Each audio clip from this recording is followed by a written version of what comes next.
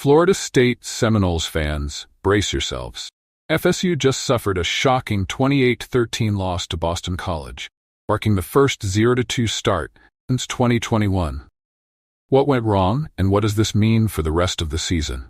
Stay tuned as we dive deep into the 3 critical takeaways from this disappointing game. Welcome back to JAF Trends, your go-to channel for in-depth sports analysis and the latest updates in college football. Today, we're breaking down Florida State's frustrating loss to Boston College, a game that has left fans with more questions than answers. From an offense that couldn't get going to a defense that couldn't hold the line, we're going to dissect every angle of this game. So hit that subscribe button, and let's get started. Offensive struggles, DJ Uiagalelei and the FSU offense. Let's start with the offense, or should we say, the lack thereof. Florida State's offensive performance was nothing short of uninspiring. DJ Uiagalelei, the quarterback who many hoped would lead the Seminoles to victory, struggled mightily. He went 21 for 42, throwing just 1 touchdown and 1 interception. The most frustrating part? Uiagalelei's inability to connect consistently with his receivers. Overthrows, underthrows, dropped passes, you name it. It happened. Fans at Doak Campbell Stadium were vocal about their frustration, chanting, "We want Brock," referring to backup quarterback Brock Glenn, multiple times throughout the night. And who could blame them? Uiagalei's inconsistency and the offensive line's inability to protect him made for a tough night. Even the run game was non-existent. The Seminoles managed just 21 yards on 16 carries. Compare that to Boston College, which racked up 263 rushing yards on 52 carries. It was clear that FSU's offense was out of sync from the get-go. Defensive breakdown. FSU's struggles against the run.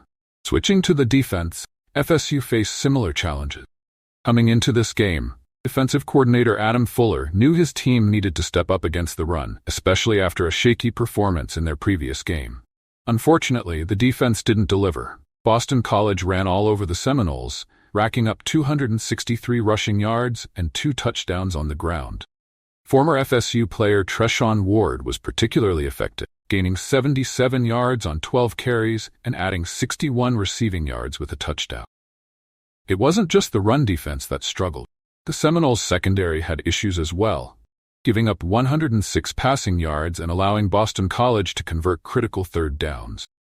One of the most glaring moments came when Ward caught a 42-yard pass on 3rd down, setting up an eventual touchdown.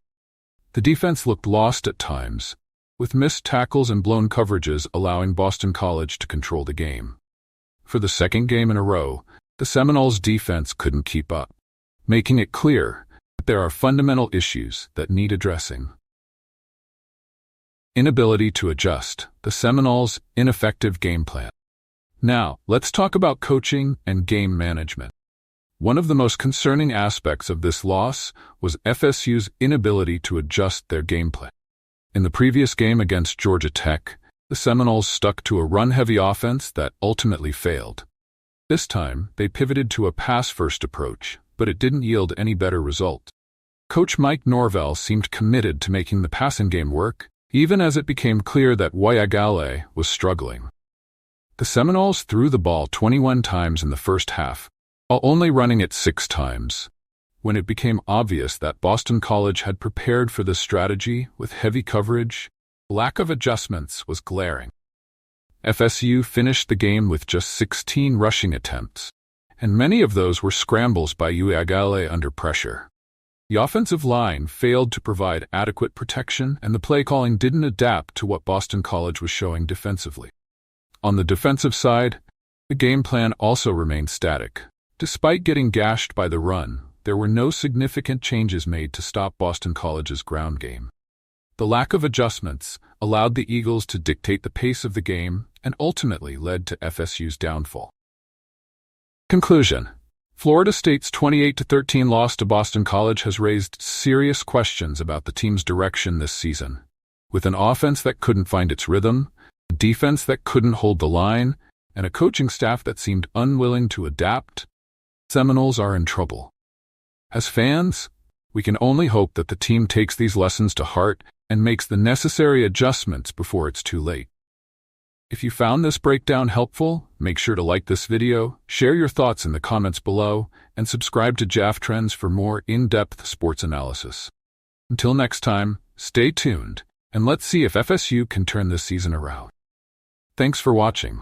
Don't forget to hit the notification bell so you never miss an update. We'll be back with more coverage on FSU football and all the latest in college sports. See you in the next video.